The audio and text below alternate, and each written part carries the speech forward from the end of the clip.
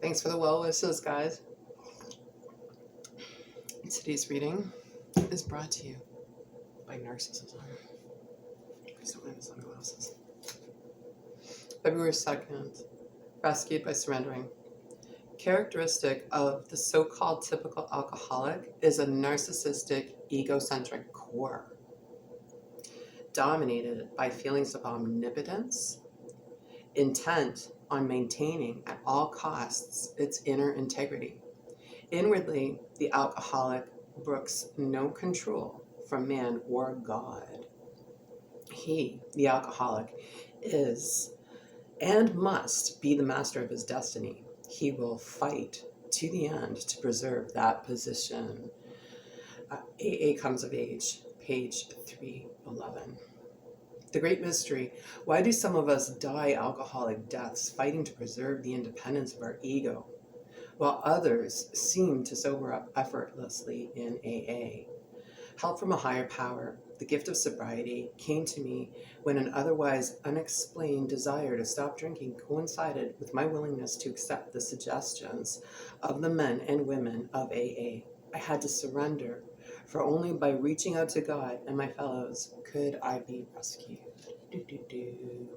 And that's true. I could have told you what was on the bottom of your shoe when I came into the program. Terminally unique, fatally cool led to I was the biggest piece of shit in the world, and it was all about me. And I had very little self-confidence, and I didn't even have an ability to read like that, you know.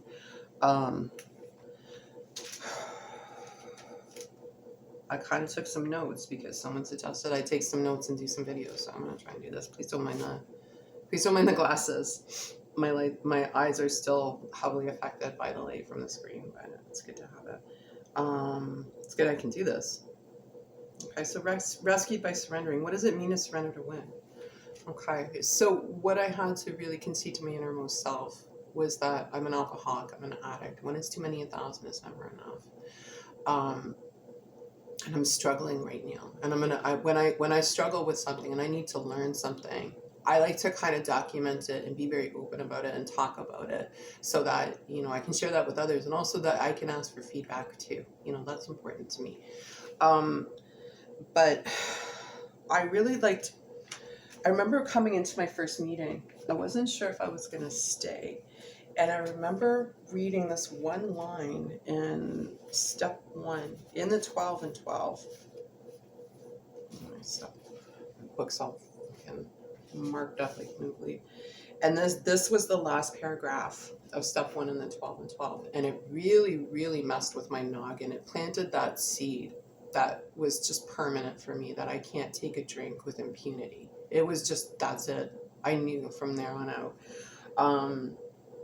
Easy does it, but do it.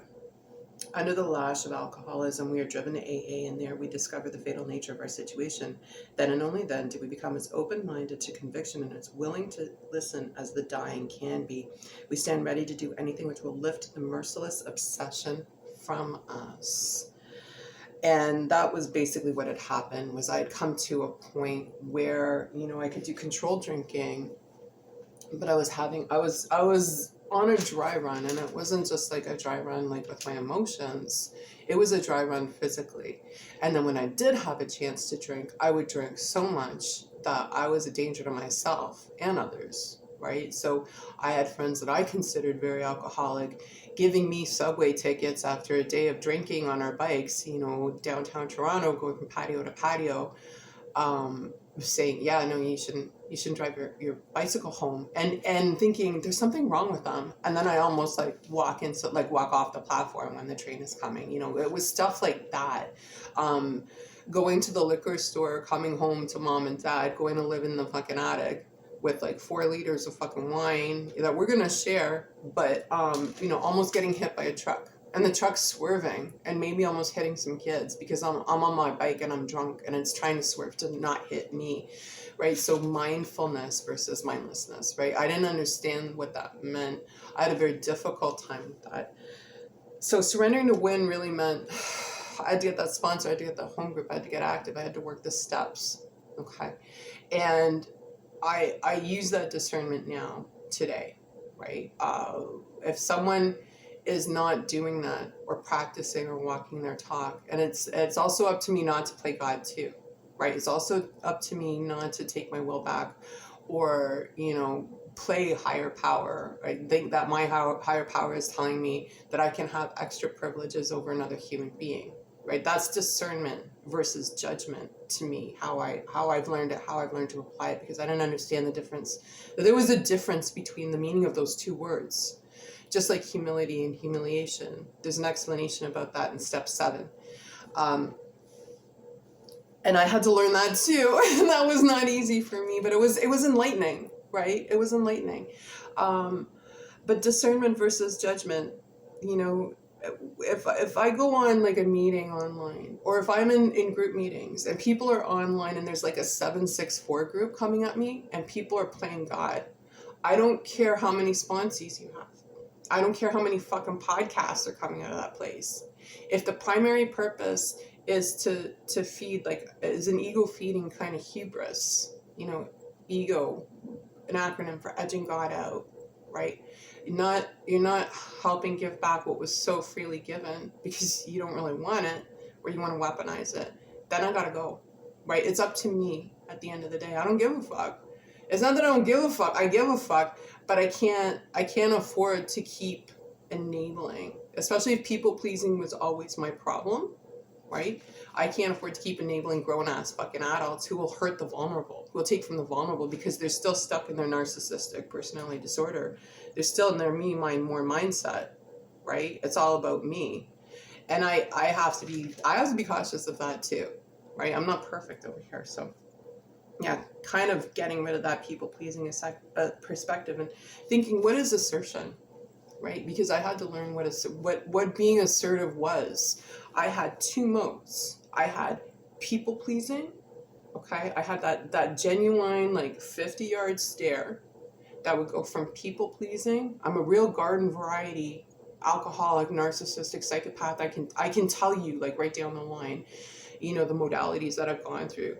So I've gone from that people-pleasing to going to that 50-yard stare to that dead eye to that snap to that duper's delight version of psychopathy. That is not good, right?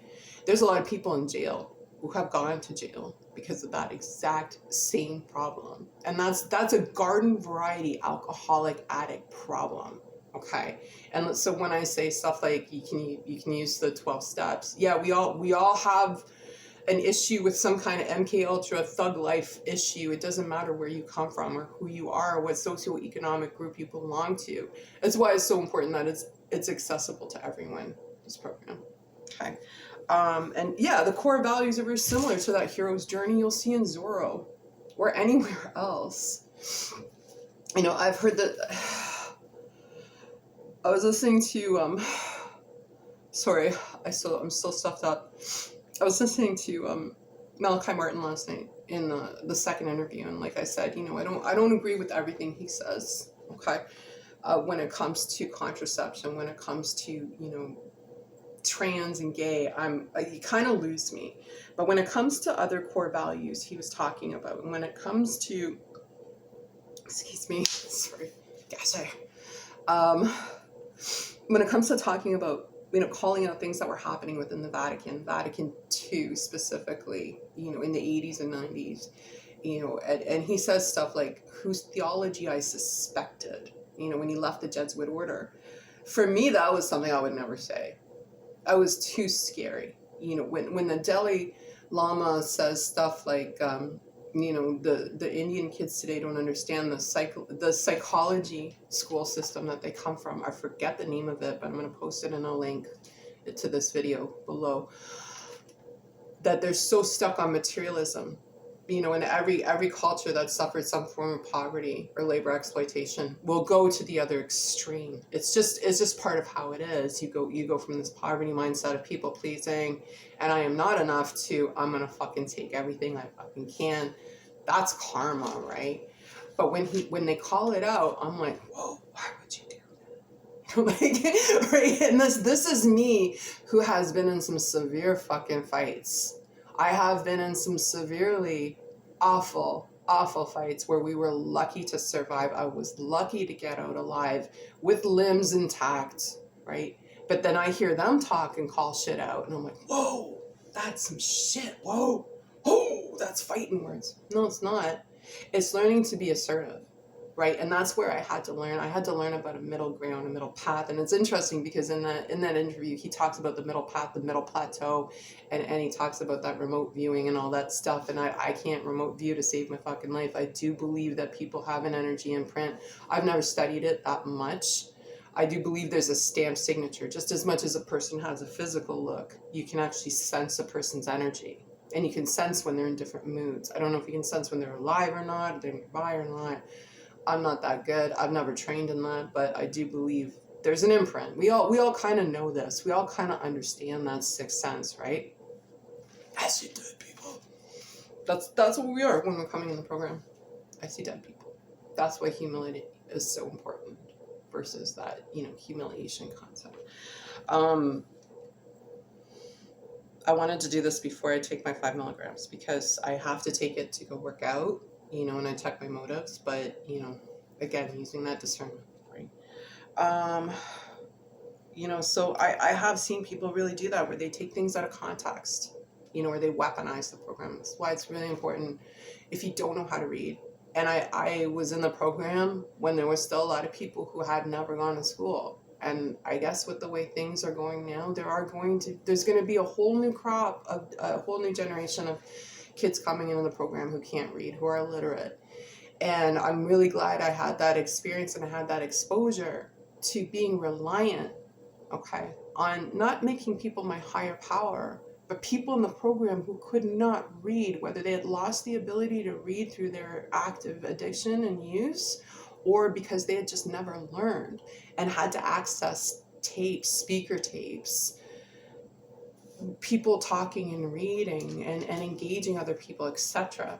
Okay, I had to learn that humility, that if I did not access people like that, if I didn't learn or remain teachable to people like that, my survival in this disease was dependent on that. And if I didn't have an open mind like that, which I did already, like I didn't really give a fuck, right? Because I grew up like that. I was very lucky to have the education I had, but not everybody had access. That was just a fact of life. Now people have access, but they get blocked by other things,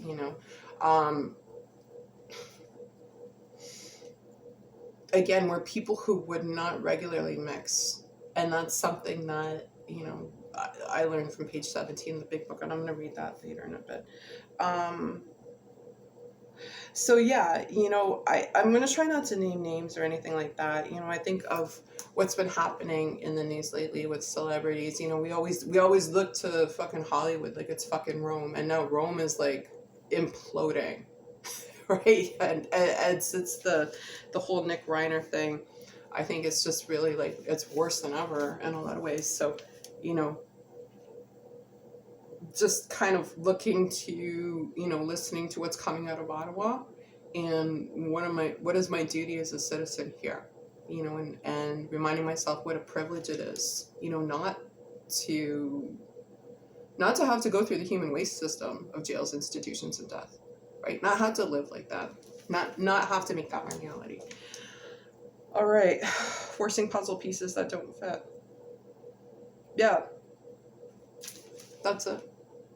That's the ultimate in hubris. That's the ultimate in ego, edging God out or playing God, right? Or God being good, orderly direction, great outdoors, whatever, great outdoors outside my head, even, right? Because trapped in my head is one of the worst places for me to be with this disease, without a doubt. When people say first thought wrong, faulty programming, whatever it is, like I'd hear that and I'd be like, yeah, rule 62, don't take it thyself so fucking seriously, that kind of shit.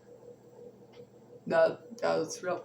That shit's real to me. It's more real now than ever before. So I can still learn from people, and even when people are image crafting, right? Like I have my own opinions about what happened with that whole Reiner situation. But at the end of the day, can I learn from that? And what can I learn from that? Yeah, absolutely. I got my own personal observations, And, as much as I love Rob Reiner, can I see how A plus B equals C? Yes, absolutely. And I don't have to have 20/20 vision to figure that out. So yeah, it's like that self-appointed arbiter of people's sex conduct or personal conduct. If someone who has a problem wants to be the arbiter of my personal life, and part of my living amends is not to get with married men. Okay, I don't care how nice the guy is. I don't care how hot he is. I don't care how popular he is. If even just recently I had sex with a guy. I went to his house, and it just seemed like they may have been away for the weekend. Instead of right, and is that going to get me killed in my own home? I should never be in a situation like that. If I really care about my program, just don't go back. If that's the case, if I suspect that, no matter what, my living amends is to, okay, that's what I'm going to do then, right? I'm going to respect it. Okay, one time is an accident, two times is premeditated, and there's lots of fish in the sea. There's lots of men out there. Okay, so I don't have anything to prove. No matter how much fucking gay baiting or fucking homophobia is going on, I grew up in that. I'll tell you, I marinated in that toxicity. So, okay, whatever. Yeah, it's actually not okay to run around ruining lives with my mental illness. And I wrote that down. It's a privilege to live free from the bondage of self. And insanity is, if the definition of insanity is doing the same thing over and expecting different results. Okay. What am I doing? What am I fucking doing? Right? That system again, jails, institutions, and death. I got some readings here, so I'm gonna do that. Let me take a look at this.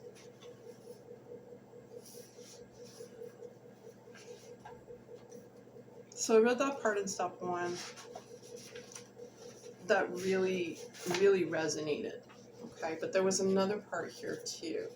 And this was the part that I needed to understand the most, okay? It was obviously necessary to raise the bottom the rest of us had hit to the point where it would hit them. By going back in our own drinking histories, we could show that years before we realized it, we were out of control.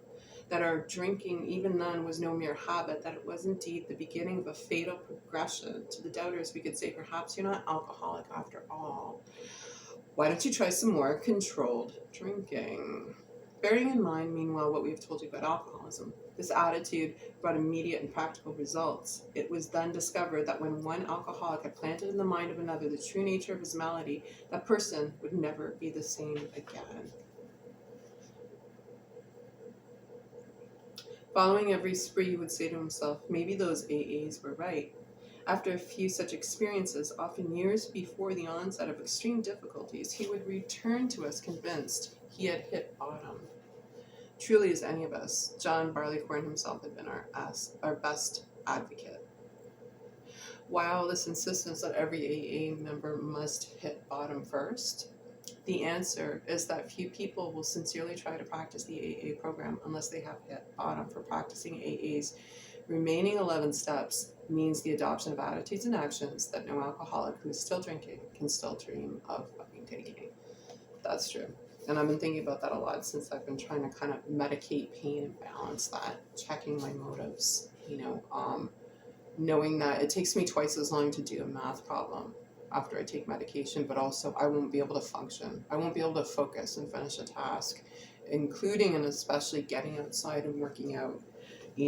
Yesterday I had to go to the bank. It's 3+ kilometers away. I had to do some shopping. I don't have a vehicle. I had to walk outside. And in order for me to walk without screaming and going insane, I had to take something.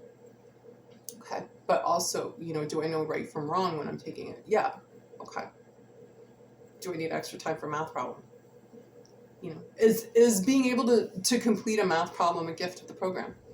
Yeah. But, I can't afford to play God, and I can't afford to be stupid about things. Is it important that I take something? Yeah, probably, to help with pain. But is it important that I'm also mindful of my step 1 and my commitment to society? Yeah, both are true. And I never understood that before because I lived in kind of this black and white extremist universe that made me really mentally ill. And it made me a danger to myself. It made me a danger to others. Bottom line, right? So just, going to that place in my head. I think I want to read something that's up to you. Because this was the one that really, really got me. And I love step 2. Because again, that black and white thinking, that extremist thinking, that all or nothing thinking had really dumbed me down to the point where I didn't think that the world had anything to offer or teach, and that I didn't have anything to offer, and I am a sum of my parts. I'm because of the community around me and because of the people around me. So I get scared if I say a name and someone gets fucking capped in the program. That shit's fucking unacceptable. Just for like a podcast, that shit's so fucking unacceptable. I can't even believe it. I don't know that that's true, but if I have some crazy bitches coming at me online and off, post-Amanda Todd trial, you aren't my higher power and you don't have what I want. And it's not about me being extra defiant or not doing my program. It's about me actually paying attention, adhering to my commitment, that I've learned about over the years. It's a must, right? This is part of the privilege of not being swallowed up by that jails, institutions, and death system. And I've seen that the bigger they are, the harder they fall theory happen way too many times. More times than I can count for me to want for me to just feel like completely seduced by that. It's just not going to happen. It just shouldn't, at this point. When we encountered AA, the fallacy of our defiance was revealed. At no time had we asked God what God's will was for us. Instead, we had been telling him what it ought to be. Dun, dun, dun. No man we saw could believe in God and defy him too. Belief meant reliance, not defiance. In AA, we saw the fruits of this belief. Men and women spared from alcohol's final catastrophe. We saw them meet and transcend their other pains and trials. We saw them calmly accept impossible situations, seeking neither to run nor recriminate. This was not only faith, it was a faith that worked under all conditions. We soon concluded that whatever price in humility we must pay, we would pay. Yeah, period. That's it. It's a privilege, right? It's a privilege to practice this in all my affairs. It's a privilege to learn this, and it's a privilege to actually be able to apply it, right? And that's also how it should be. This is not against the law. This is this is alongside with our laws, and we have these laws for a reason. It's not just to be a fucking bummer, right? We have these laws because it maintains cohesion within a society, because we can live freely. We don't have to live in fear, not just fuck everything and run, or face everything and rise, or false evidence appearing real fear. We don't have to live in fear of ourselves or of others. Okay? We can truly walk in a form of spiritual peace. I don't have to pick up a drink or a really, heavy toxic opiate or a benzo today. I'm still taking these guys, and I'm probably going to be on it for a while. Like I said, I've seen, girls in treatment, they're pregnant. They got to stay on methadone. They can't withdraw from their methadone. Okay.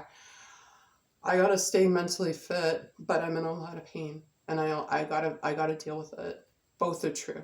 And yeah, I could probably pick up a Phenny patch script, because they give them out just for fibromyalgia. I've got fibro, and I've got osteo, and I've got breaks and all sorts of shit. Herniations, you name it. Yeah, I could easily pick that shit up. I'm not going to. But I do need to medicate. Okay. Checking my motives. Just staying on top of myself. Right? Because I got to. Because this thing is fucking dangerous when I let it run wild, right? And sometimes that's good. Sometimes that's not. Sometimes that's fun. Sometimes that's not. And Mona N is right. Is it Mona or is it Scott R? I think it's Scott R. He says in his speaker tape, only alcoholics think they're fucking geniuses. We're not. We think we could find a cure for fucking cancer. might be able to. I don't know about that. I don't know.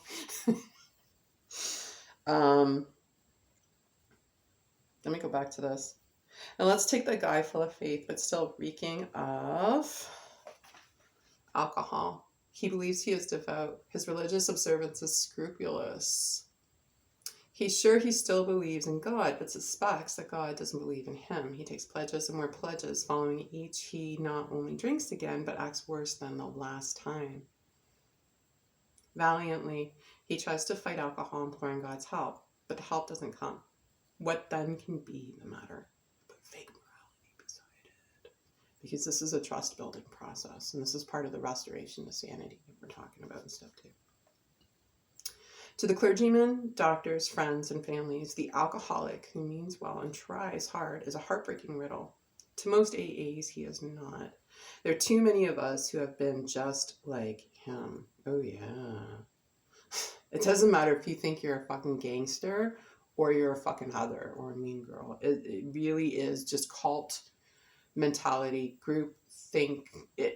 Jim Jones started off really cool. Jim Jones was fucking cool. If you look at, the early stages of his church, by the end there, people were running out of there. They couldn't get out there fast enough. And people died trying, right? Sad but true. Doesn't matter. Doesn't matter what religion. It doesn't matter, what political party your race. This is a human condition. We all have a brain. Okay, so we all have a capacity to misuse the brain and misuse the way we apply it to ourselves and the decisions we make, and then how we treat ourselves and how we treat others too. Okay. I'm not co-signing my own bullshit. I always got to be careful about that. Always. That's why I'm doing this. I'd love to fucking monetize and make some fucking money, but the truth is that at the end of the day, if I can't give back what was so freely given, how can I get my fucking house in order? That's it. It's not rocket surgery. All right. So, to the clergymen, doctors, friends, and families, the alcoholic who means well and tries hard is a heartbreaking riddle. To most AAs, he is not. There are too many of us who have been just like him. We have found the riddle's answer. The answer has to do with the quality of faith rather than its quantity. This has been our blind spot. We supposed we had humility when we really hadn't. We'd supposed we had been serious about religious practices when, upon honest appraisal, we had found we had only been superficial. Or going to the other extreme, we had wallowed in emotionalism and had mistaken it for true religious feeling. I have seen this happen in so many places. You wouldn't even believe this. It crops up everywhere. It doesn't matter if you're a fucking born again, a goth, or in a right-wing fucking far-right militia group. It doesn't fucking matter. You know it when you see it. And you spot it, you got it. Sometimes you spot it, you got it. You got a chance to sidestep all that, right? If you knew, if you've ever been burned by a situation, a people, a place, or a thing, and you had a chance to not engage that, and if you had known now what you knew back then to sidestep all of that, would you do that? Right, we had supposed we had been serious about religious practices when upon appraisal we had found we had only been superficial. We're going to the other extreme. We had wallowed in emotionalism and had mistaken it for true religious feeling. In both cases, we had been asking something for nothing. The fact was we really hadn't cleaned house so the grace of God could enter us and expel the obsession. I learned this from a witch who was my first sponsor. This shit's real. In no deep, meaningful sense had we ever taken stock of ourselves. Pagan, sorry, she refers to herself as a pagan. In no deep or meaningful sense had we ever taken stock of ourselves, made amends to those we had harmed, or freely given any other human being without any demand for reward. We had not even prayed rightly. We had always said, grant me my wishes instead of thy will be done. The love of God and man we understood not at all. Therefore we remained self-deceived and so incapable of receiving enough grace to restore us to sanity. Psychopathic dry drunk, 13th step manipulators. Few indeed are practicing alcoholics who have any idea how irrational they are or seeing their irrationality can bear to face it. Some will be willing, hold on a second here, to term themselves problem drinkers, but cannot endure the suggestion that they are in fact mentally ill. They are abetted in this blindness by a world which does not understand the difference between sane drinking and alcoholism. Sanity is defined as soundness of mind, yet no alcoholic soberly analyzing his destructive behavior, whether the destruction fell on the dining room furniture or his own moral fiber, can claim soundness of mind for himself. So then I just put in there character defects and selfishness. Therefore, step 2 is a rallying point for all of us, whether agnostic, atheist, or former believer. We can stand together on this step. True humility and an open mind can lead us to faith, and every AA meeting is an assurance that God will restore us to sanity if we rightly relate ourselves to Him. That's kind of cool. All right. So yeah, taking things out of context. I know a lot of people who talk about the Machiavellian personality type. And I know exactly what they're talking about now when they talk about the dark triad. And that's another gift of the program, right? Learning how to do math problems a little bit faster. Learning about narcissistic personality disorder. And also I don't just listen to narcissistic abuse videos. This is humble pie right here. And I'm really having to learn about the importance of this. I don't just listen to them, because of the shit I've been through. I listen to them for where I hear, my character defects crop up. That is a real life thing for me. That's a really, really important for me, thing for me to observe. All right. What else I want to talk about? Remaining teachable. Trauma bond versus recovery. Oh yeah. Trauma bond versus recovery. What does that mean? It's a good question. It's a lot. It refers to page 17, but if you look at the shadow side of it, sometimes we are each other's greatest enemies, and we have no right to get involved with each other because sick attracts sick, and we're all different levels of sick. We're there because we're fucking sick. We're there because we're damaged. It's not our fault. It's just like if I was born a diabetic. It's not my fault I'm a diabetic, but I got to do something about it. I got to do something about it if I want to survive. And I do get the fuckets a lot of time, even lately, just after being sick, even when I was at the club, before I go back to work, I really got to think about this, about this mentality I was starting to get, where I was getting a sense of the fuckets where I was like, why would I even bother stretching? Why would I even bother doing anything? Like, why bother with anything in life? Because nothing fucking matters, and there are times in this world where we are told we don't matter. Nothing fucking matters. Tell people running from a fucking war zone. Tell people who don't go to the tap and get clean water. They gotta walk 6 fucking miles, maybe more, just one way, just to get some water, right? They can't fuck around and find out. They can't just fucking throw water away. They can't waste it, right? It's stuff like that. There's still, most of the world is still living like that. That's a fact. I'm not virtue signaling. That's a fucking fact of life. So it's a privilege to walk over to the tap still. There's people out there who drink my fucking dirty toilet water. They're so thirsty. That's still a fact of life. That's still reality. That's life on life's terms. So when I get woe is me, okay, bitch, compared to fucking what? No, seriously, fucking compared to what? If I don't use, and it's not about undermining myself or undermining my experience. What it's about is it's telling me, yeah, okay, that is hurty, blah, blah, blah, but do I have a right to really act out on that behavior? Yeah, no, I don't have any fucking, no, I don't have a right. That's biting off more than I can chew. Right. That's shitting where I eat. Period. We all know about people who shit where they eat. Alright, play stupid games, win stupid prizes. Oh man, I won. I always won. I was like that General's Law line. It was so cool. Alright, So sticking with the winners, what did that mean to me? In early recovery, I was told, it was people who walk their talk. They go to meetings, they do service, don't drink, they get back what was so freely given, and they do the best they can, with what they've learned to give back. Lately, and I was told this, I was warned this could happen, about the kind of the drop kick. Sometimes I think it's like a test to see if you can stand on your own 2 feet in your own recovery. And that's kind of why I'm doing this, because I have seen people kind of go through that period where everyone just kind of abandons them in the program, and you're isolated and you're alone, and you have to figure it out for yourself. And part of it is also, it's like a morality test. It's like a litmus test, to see if you're actually capable of walking your own talk too.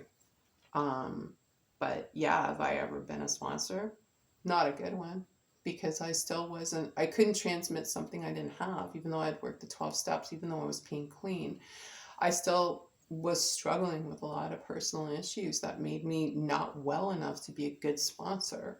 So even though I've got 13 plus years without a drink, and even more than that without like an opioid, it doesn't mean I'm perfect over here, right?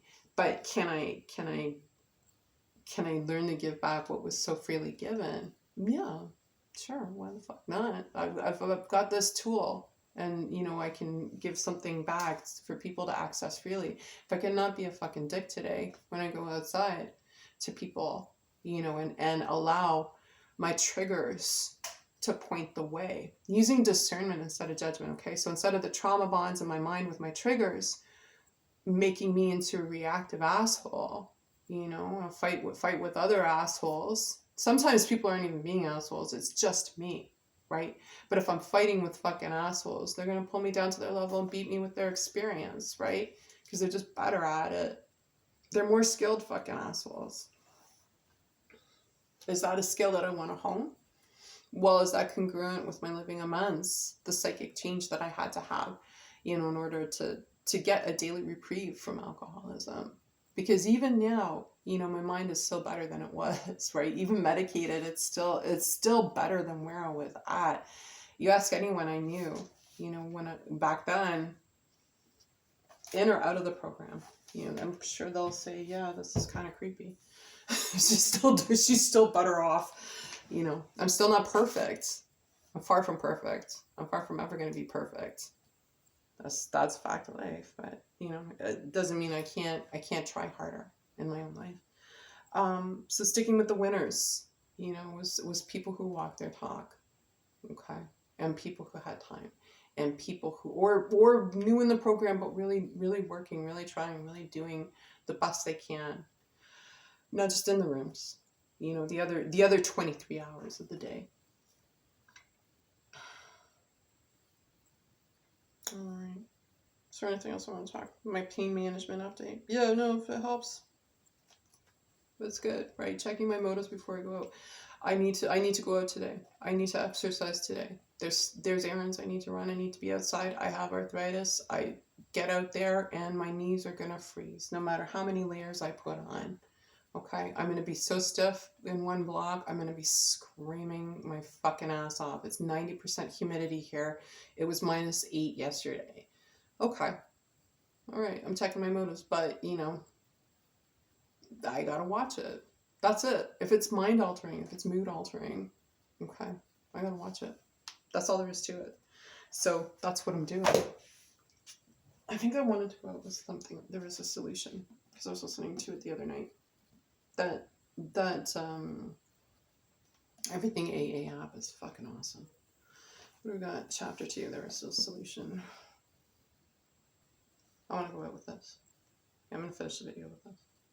Chapter 2, there's a solution. We of Alcoholics Anonymous know thousands of men and women who were once just as hopeless as Bill.